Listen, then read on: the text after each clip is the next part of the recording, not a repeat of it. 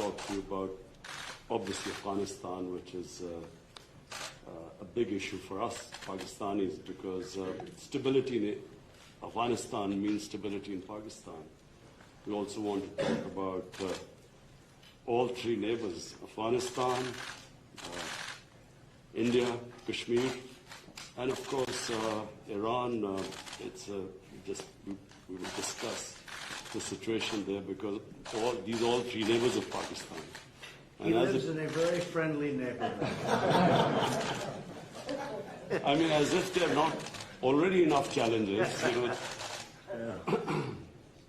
President, after your last meeting with the Prime Minister, offered to mediate between India and Pakistan over Kashmir.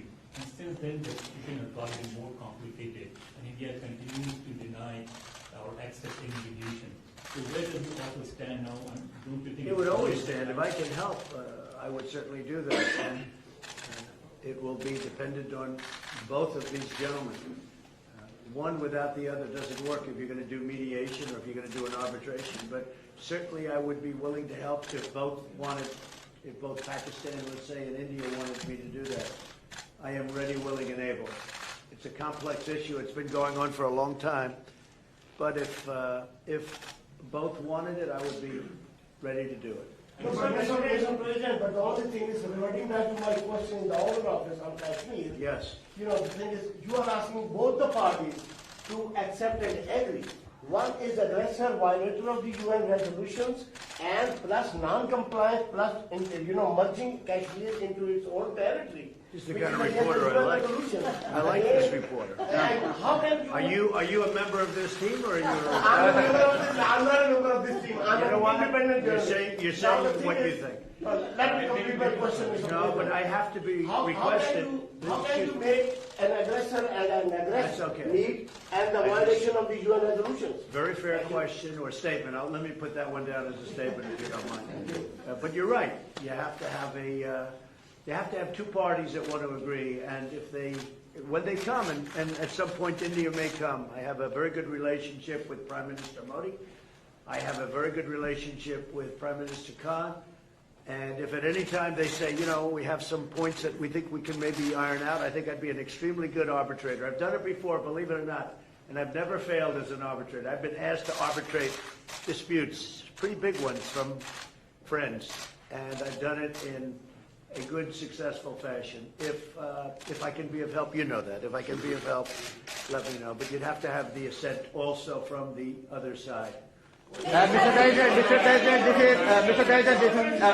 President, Johnson has now called for a new deal, just momentarily for a new Iran deal. This is the first time he's called for that. I wonder what your reaction to it, and have you discussed that with him? Well, I think that's why he's a winner. That's why he's a man that's going to be successful in the UK, and I think that's great. You're talking about Boris, yes, right? Boris. Boris is a man who, number one, he's a friend of mine, and number two, he's very smart, very tough. And he does want a new deal, because the other deal was ready to expire. It was in a very short number of years left. All that money paid and wasted. You didn't have the right to inspect the appropriate sites. You were looking at sites that would never be used to create nuclear. The sites that they would use, we weren't allowed to inspect. What kind of a deal is that? And ballistic missiles. They're allowed to test ballistic missiles and other things. But one of the biggest things is the fact that the agreement is going to expire in a very short number of years.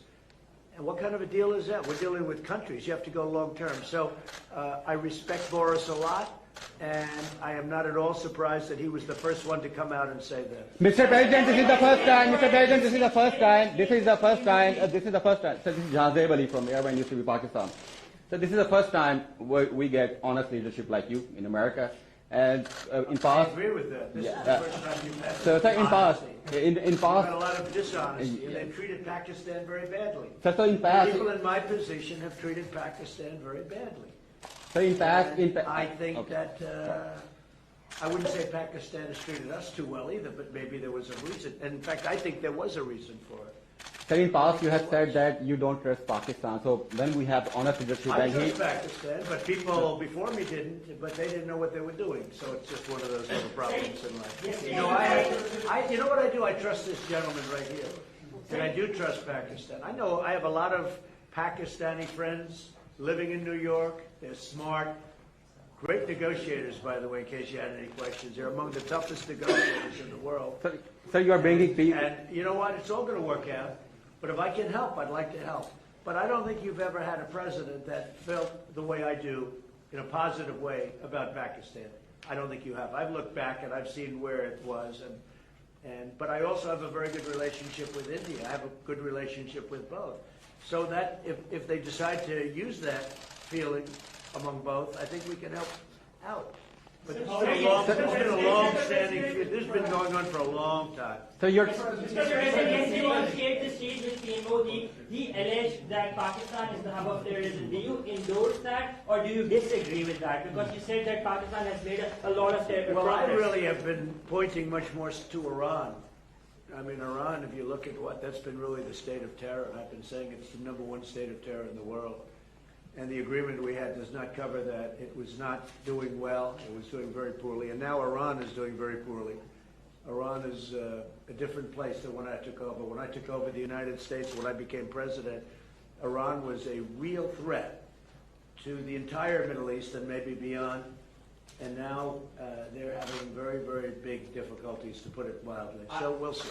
Are you happy with the progress that Pakistan has made countering terrorism, particularly eliminating terrorism? I've heard they've made great progress, and under this leader, he's a great leader. I think he wants to make great progress because there's no solution the other way. The other way is only going to lead to death and chaos and poverty. It's all it's going to lead to, and he understands it. Your prime minister understands it. Are you concerned about the human rights situation in Kashmir? About which? Human rights situation, human rights Sure, violations? I'd like to see everything work out. I want it to be humane. I want everybody to be treated well. You have two big countries, and they're warring countries, and they've been fighting. And I mean, I heard a very aggressive statement yesterday. I don't have to say that. I was there. I didn't know I was going to hear that statement. I had said, but I was sitting there, and I heard a very aggressive statement yesterday from India, from the Prime Minister, and I will say it was very well received within the within the room. The statement itself, that was a big room. There were 59,000 people.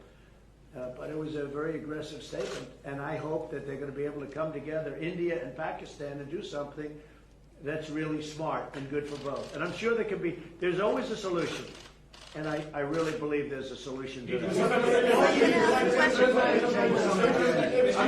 If you can have the experience, you might find a Nobel Prize.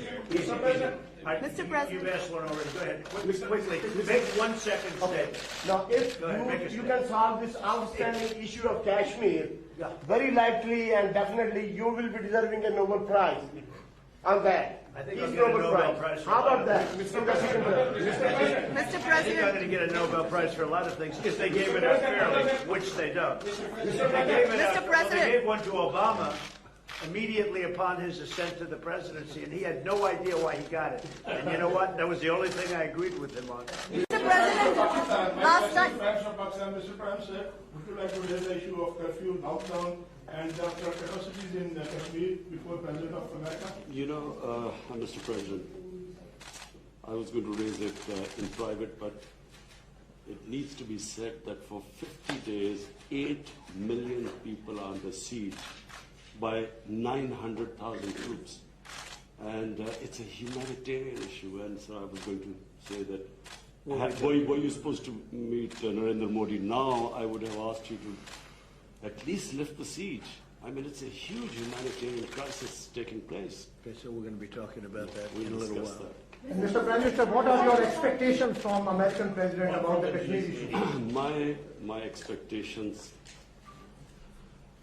President Trump heads the most powerful country in the world. And the most powerful country in the world has a responsibility. And you know this. You very kindly wanted to mediate in this, and you also said that both of us, India and Pakistan, has to agree to mediation. But unfortunately, India is refusing to talk to us. So in this situation, I feel that this is the beginning of a crisis.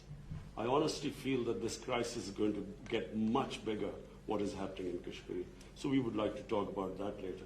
But just the fact that the position of the United States, it's the most powerful country. It can affect the United Nations Security Council. it has a voice. So we look to the U.S. to put out flames in the world. Are you But Prime Minister, are you I will disappointed? say this, look, out of my respect for your Prime Minister, I will say that many countries wanted to meet with me and us, the United States, during this very short 3-day period, and we were unable to meet with many of them.